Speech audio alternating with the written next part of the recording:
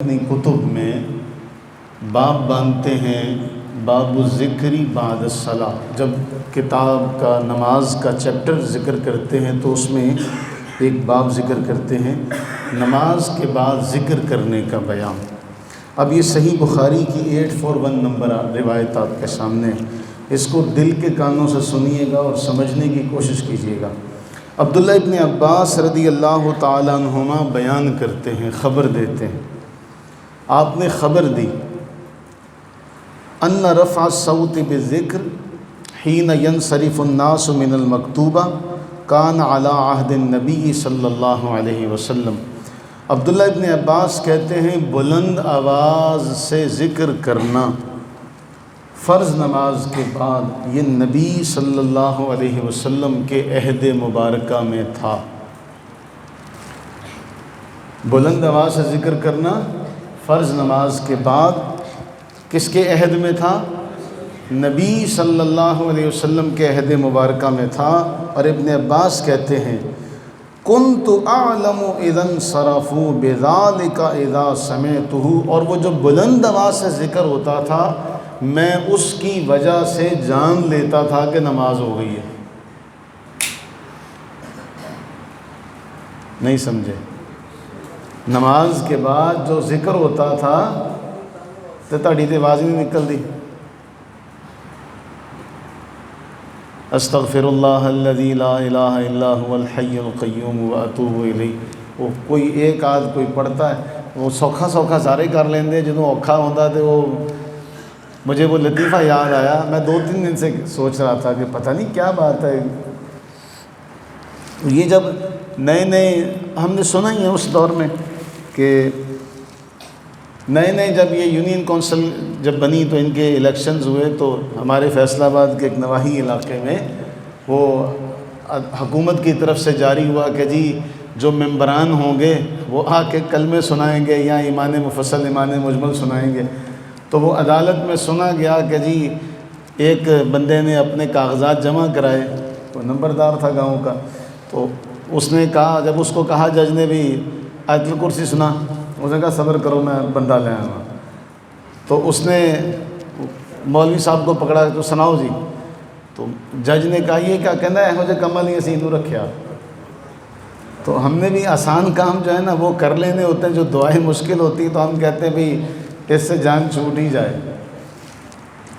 تو حضرت عبداللہ ابن عباس کہتے ہیں کہ میں اس آواز سے جان لیتا تھا کہ نماز ہو گئی ہے. اسی حوالے سے بخاری کی دوسری روایت 842 نمبر. عبداللہ ابن عباس کہتے ہیں کنت اعرف انقضاء صلاۃ النبی صلی اللہ علیہ وسلم بالتکبیر. جیسے ہی نماز فرض مکمل ہوتی تو اتنی آواز سے تکبیر کہتے کہ مجھے پتہ چل جاتا نماز مکمل ہو گئی. سب کہتے اللہ اکبر، سب کہتے پتہ چلتا بھی نماز مکمل ہو گئی ہے. اب یہ ایک ذکر ہے تکبیر اللہ اکبر. پھر اس کے علاوہ جو ہم نے جہاں سے ہم نے آغاز کیا یہ بات ہے سن 2010 کی. کب کی؟ میں اس سے تھوڑا سا پیچھے لے کر چلتا ہوں آپ کو. سن 2000 میں جب ہم یہاں آئے تو تایا جی سکندر اللہ تعالیٰ غریق رحمت کرے انہوں نے کہا جی ہمیں کوئی صبح کے وقت ہم آتے ہیں تو کوئی نہ کوئی بات ہمیں بتا دی جائے. تو میں نے پہلی تفسیر کی کتاب لی تھی ضیاء القرآن سن 2000 میں. تو اس سے پھر ہم نے تفسیر کے درس کا آغاز کیا 2000 کے آخر میں. اب جب اس سے درس دیا تھوڑے دن تو قرآن کی آیت آپ جانتے ہیں کہ ایک ہی نشست میں ساری مکمل نہیں ہو سکتی. یہ اگلا دن پھر اس سے ملتی ہوئی بات ہوتی ہے. تو پہلے دن کچھ موجود ہو دوسرے دن کچھ موجود نہ ہو تو بات مکمل نہیں ہوگی. ہم نے پھر ان دنوں جو درسی کتابیں پڑھتے تھے حدیث پاک کی انہی سے پھر جو حدیث کی کتاب میں جو حدیث پڑھنی وہ اگلے دن حدیث سنا دینی. تو ریاض الصالحین حدیث کی بڑی مشہور کتاب ہے امام نووی رحمہ اللہ کی، اس سے ہم نے درس شروع کیا. جب ہم اس کا درس دے رہے تھے باقی کتابیں پڑھتے پڑھتے پھر ایک حدیث ہم نے پڑھی نبی صلی اللہ علیہ وآلہ وبارک وسلم نے ارشاد فرمایا کہ ایمان کے 60 یا اس سے کچھ اوپر یا 70 یا اس سے کچھ اوپر شعبے ہیں۔ ایمان کے 60 یا اس سے کچھ اوپر یا 70 یا اس سے کچھ اوپر شعبے ہیں۔ تو ایمان کے 70 شعبوں کا جب ہم نے یہ حدیث پڑھی تو اس کے تحت میں نے دیکھا کہ شارح نے لکھا، جو حدیث کے شارح تھے انہوں نے لکھا کہ امام بہقی، کیونکہ اس وقت تو ہم زمانہ طالب علمی میں تھے، اتنا پتہ نہیں تھا کہ امام بہقی رحمہ اللہ کا تعارف کیا ہے، تو ہم نے یہ پڑھا کہ امام بہقی رحمہ اللہ وہ عظیم محدث ہیں جنہوں نے اس حدیث کی شرح پر پوری ایک کتاب لکھی ہے، شعب الایمان، ایمان کے شعبے۔ وہ دل میں تجسس پیدا ہوا، میں اور بھائی اقبال لاہور گئے، وہ پہلا سفر تھا ہمارا، وہاں سے ہم وہ شعب الایمان کی کتاب لے کر آئے حدیث کی، اور شعب الایمان کا پھر ہمارا درس شروع ہو گیا۔ جی ایمان کا پہلا شعبہ، اس کے تحت کیا ہے، دوسرا شعبہ، اس کے تحت تیسرا شعبہ۔ 1 فروری 2006 تک ہم نے شعب الایمان پڑھ لی تھی،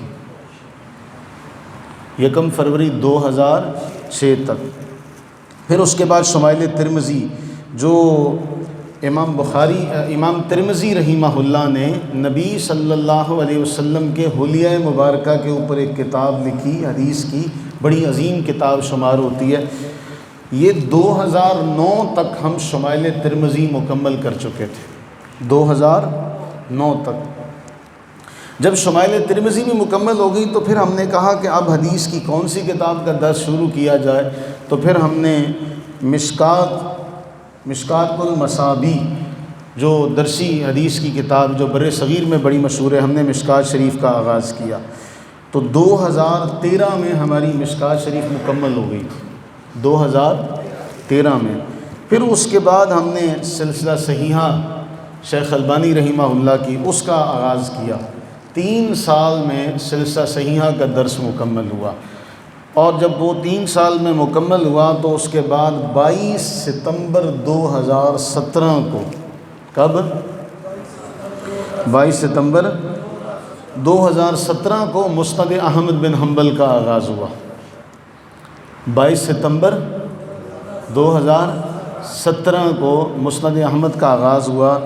رمضان سے پہلے جو ہمارا درس ہوا تھا مسند احمد کا، 15 فروری 2026، 2017 سے 22 ستمبر 2017 سے 15 فروری 2026 تک ہم 8685 روایات مسند کی پڑھ چکے ہیں،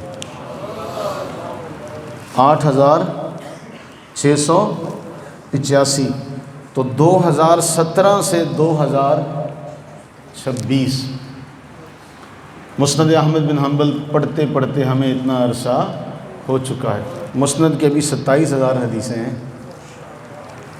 تو ہم نے 2010 میں یہ کہ بھئی ہمارے ہاں جو ذکر ہوتا ہے کوئی ایسا کہ باقی روایات پر بھی عمل کیا جائے، تو ہم نے 2010 میں سب سے پہلا جو نماز کے بعد ذکر کا آغاز کیا وہ تھا استغفر اللہ، سن 2010 میں۔ اور سن 2011 میں صحیح بخاری کی حدیث نمبر 844 پر ہم نے عمل کیا، چوتھے کلمے کا ذکر شروع ہوا سن 2011 میں۔ 2012 میں سنن ابو داؤد کی حدیث نمبر 1522، اللہم اعنی علی ذکرک و شکرک و حسن عبادتک۔ 2013 میں سبحان ربک رب العزت عما یصفون وسلام علی المرسلین والحمد للہ رب العالمین۔ 2014 میں ربی قنی عذابک یوم تبعث او تجمع عبادک۔ 2015 میں اللہم انی اعوذ بک من الکفر والفقر وعذاب القبر۔ 2016 میں اللہم انت السلام ومنک السلام تبارکت یا ذا الجلال والاکرام۔ 2017 میں اللہم انی اعوذ بک من الکفر والفقر وعذاب القبر۔ 2018 میں سبحان اللہ العظیم وبحمدہ ولا حول ولا قوة الا باللہ العلی العظیم۔ 2019 میں اللہم انی اعوذ بک من الجبن واعوذ بک ان ارد الی ارذل العمر واعوذ بک من فتنۃ الدنیا واعوذ بک من عذاب القبر۔ 2020 اور 2021 میں بسم اللہ الذی لا یضر مع اسمہ شیء فی الارض ولا فی السماء وهو السمیع العلیم۔ 2022 میں آیت الکرسی کا ہر نماز کے بعد۔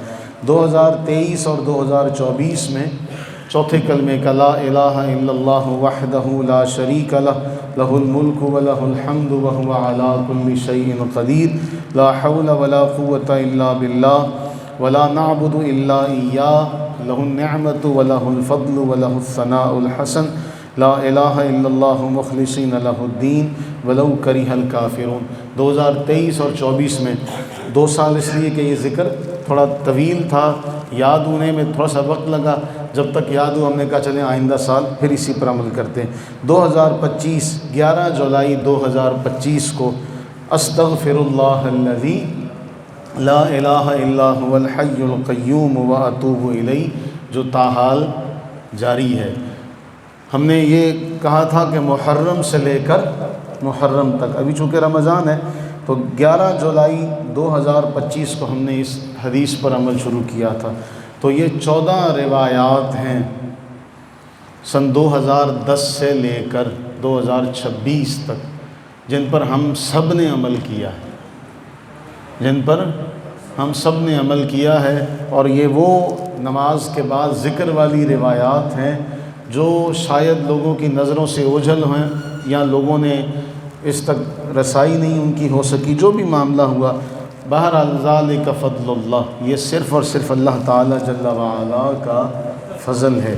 اور میں یہ بات تشکر کے لیے اللہ تعالیٰ کے جو عطا کردہ اس کا کرم اور فضل ہے، تحدیث نعمت کے لیے کہ یہ شرف اللہ تعالیٰ نے ہمیں عطا کیا کہ ہم نے یہ ساری روایات ایک ایک کر کے ان سب پر عمل کیا۔ تو یہ نماز کے بعد ذکر کرنا، یعنی اس سے ایک مسئلہ یہ پتہ چلتا ہے کہ جو مومن ہے وہ ہر وقت اللہ کا ذکر کرتا ہے۔ مومن ہر وقت اللہ کا ذکر کرتا ہے، نماز میں بھی اور نماز کے باہر بھی۔ قرآن کریم نے منافقوں کے حوالے سے ایک جملہ ذکر کیا کہ منافقوں کی جو علامات ہیں وہ کیا ہیں کہ جب نماز کے لیے کھڑے ہوتے ہیں تو بڑی سستی کے ساتھ، قاموا کسالی، تنگی کے ساتھ، یراؤن الناس، اور وہ بھی کھڑے ہوتے ہیں لوگوں کو دکھلانے کے لیے، ولا یذکرون اللہ الا قلیلا، اور اللہ کا ذکر نہیں کرتے مگر تھوڑا سا۔ تو مومن جو ہوتا ہے وہ نماز میں بھی اللہ کا ذکر کرتا ہے، نماز کے باہر بھی اللہ کا ذکر کرتا ہے، اور اسی ذکر میں اس کے صبح و شام گزرتے ہیں۔ قرآن کریم نے فرمایا کہ یہ صبح و شام اللہ کو یاد کرتے ہیں، صبح و شام۔ بلکہ قرآن کریم نے ایمان والوں کی جو اوصاف بیان کیے، فرمایا یہ لیٹے ہوئے ہوں، پہلو کے بل ہوں، بیٹھے ہوئے ہوں، کھڑے ہوئے ہوں، جس بھی حال میں ہوں، الذین یذکرون اللہ قیاما وقعودا وعلی جنوبہم، یہ جیسے بھی ہوں نا، یہ اللہ تعالیٰ کو یاد کرتے رہتے۔ تو اللہ سے یہ دعا کریں کہ اس ذکر میں ہماری زندگی گزرے، ہماری زبان ہمہ وقت اللہ تعالیٰ جل وعلا کے ذکر سے تر رہے۔ اللہ تعالیٰ قرآن کریم میں ارشاد فرماتا ہے کہ فاذکرونی اذکرکم۔ عارفین کاملین اس کا ترجمہ یوں کرتے ہیں کہ اللہ تعالیٰ جل وعلا فرماتے ہیں تم میرا ذکر کرو میں تمہارا چرچا کروں گا، تم میرا ذکر کرو میں تمہارا چرچا کروں گا۔ اور پھر ہمارا یہ ذکر استغفر اللہ، سورہ نوح میں ایک واقعہ بیان ہوتا ہے نوح علیہ نبینا علیہ الصلوۃ والتسلیم کے حوالے سے۔ قرآن کریم فرماتا ہے فَقُلْتُ اسْتَغْفِرُوا رَبَّكُمْ إِنَّهُ كَانَ غَفَّارًا، کہ میں نے ان سے کہا کہ کیا کرو، اپنے رب سے استغفار کرو، معافی طلب کرو، بے شک وہ بہت بخشنے والا ہے۔ حضرت امام حسن بصری رحمہ اللہ کے پاس ایک شخص گیا، اس نے کہا جی قحط سالی ہے، بارش نہیں ہو رہی، فرمایا استغفر اللہ کہو۔ دوسرے نے کہا جی میرے پاس مال نہیں ہے، فرمایا استغفر اللہ کہو۔ کوئی آیا، اس نے کہا جی میرے ہاں اولاد نہیں ہے، فرمایا استغفر اللہ کہو۔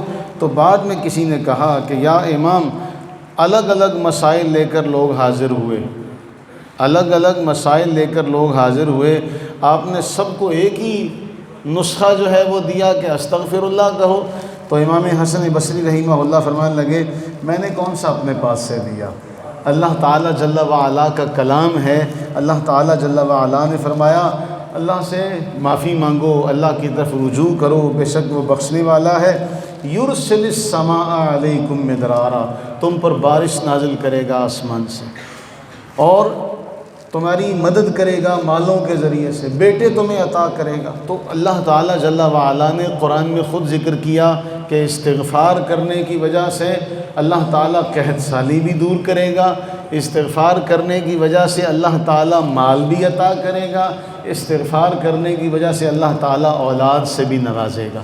تو اللہ سے یہ دعا کریں کہ اللہ تعالیٰ ہماری استغفار کو اپنی بارگاہ میں مقبول فرمائے، آمین ثم آمین۔